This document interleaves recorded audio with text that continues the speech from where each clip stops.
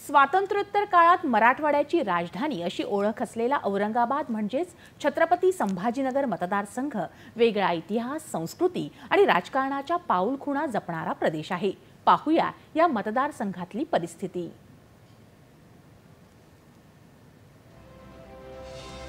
औरंगाबादचं नाव छत्रपती संभाजीनगर असं करण्यात आलं असलं तरीही निवडणूक आयोगानुसार अद्याप मतदारसंघाचं नाव औरंगाबाद असंच आहे।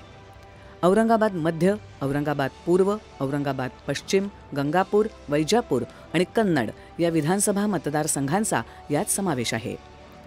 एकेकाळी निजामाच्या राजधानीचं शहर असलेलं औरंगाबाद आता मात्र विकासाच्या बाबतीत मागे पडलं आहे। राजकीय अनास्था आणि परस्पर विरोधी राजकीय भूमिकांमुळे या भागाच्या विकासाच्या योजना कागदावरच राहिल्या।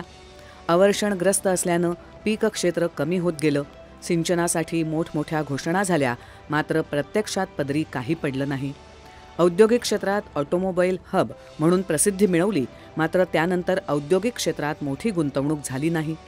महाराष्ट्रात पर्यटनाची राजधानी असं नावलौकिक असलेल्या या जिल्ह्यात अजंठा, वेरूळ या जागतिक वारसा लेण्या, देवगिरीचा किल्ला, बीबी का मकबरा आणि 12वं ज्योतिर्लिंग घृष्णेश्वर अशी पर्यटन स्थळं आहेत।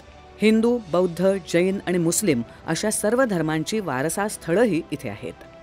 मात्र वाहतुकीच्या सुविधांचा अभाव, अस्वच्छता आणि पर्यटकांसाठी सोयी सुविधांचा अभाव असल्यानं इथलं पर्यटन क्षेत्र क्षमता असूनही विकसित झालं नाही।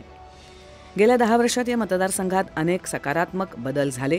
मुंबई जालना वंदे भारत ही अत्याधुनिक रेल्वे सुरू झाली, तसंच नागपूर मुंबई समृद्धी महामार्गामुळे जलद कनेक्टिव्हिटीही उपलब्ध झाली आहे। शेंद्रा बिडकीन उद्योग संकुलामुळे उद्योग आणि गुंतवणुकीसाठी पोषक वातावरण आहे। G20 परिषदेनिमित्त संभाजीनगरला W20चं यजमानपद मिळालं, यातून पर्यटनाच्या संधी निर्माण झाल्या।